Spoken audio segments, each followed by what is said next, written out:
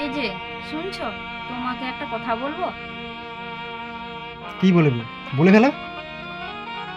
কালকে আমার ছোট্ট ভাইটির জন্মদিন, তাই মা ফোন করছিল। আমি যাব আজকে। আচ্ছা মুশকিল তো, তোমার ছোট ভাইয়ের জন্মদিন, তো তুমি কে কি করবে? হ্যাঁ, যাওয়া হবে না। জন্মদিনে যাবে? না মানে মা অনেক করে বলছিল, তাই। আর বললাম তো যাওয়া হবে না। যাও, চলে যাও, রান্নাটা বসাও।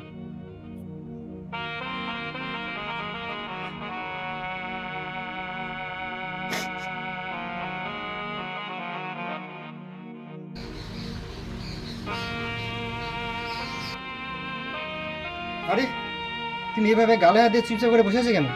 কি হয়েছে তোমার? হ্যাঁ, আমি বসে আছি তো তোমার কি হয়েছে? এই সুস্মিতা, একদম তর্ক করবে না, লাথে মুখ ভেঙে দেবে একদম। হুম, তোমার মতো পুরুষ ওইগুলোই পারে। তোমার এত বড় স্পর্ধা, তুমি আমার মুখের উপর তর্ক করছো? তর্ক?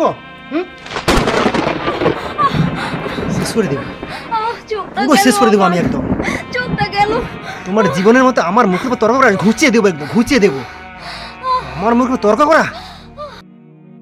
আর একটা কথা বলে দিচ্ছি, জীবনে ফার্স্ট এবং লাস্ট এটাই তোমার তর্ক হয়ে গেল। আর দ্বিতীয়বার যদি আমার মুখের উপর তুমি তর্ক করেছো তো, সেদিন ওই বস্তা নয়, তোমাকে আমি লাথি মারো, লাথি।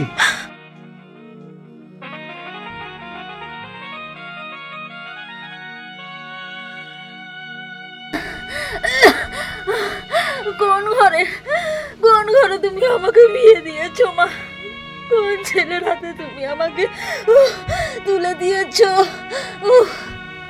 কোথায় কোথায় আমাকে মারে, লাথি মারে, ও যন্ত্রণা, অসহ্য যন্ত্রণা। মা, মা গো, মা।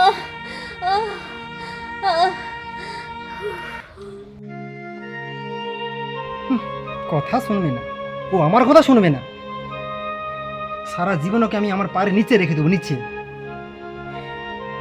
সালা মেয়ে এবার কথা শুনবে না, কথা শুনবে না। উফ, চোখের জন্য অসহ্য যন্ত্রণা হচ্ছে মাথার। আমি যে আর পাচ্ছি না। হে ভগবান, আমি কার হাতে বললাম? ভগবান, আমি কার হাতে বললাম? উফ, আহ, আহ,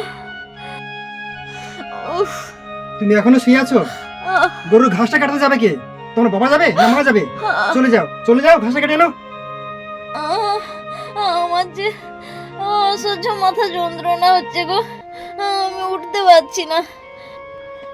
তুমি যাবে কিনা বলো?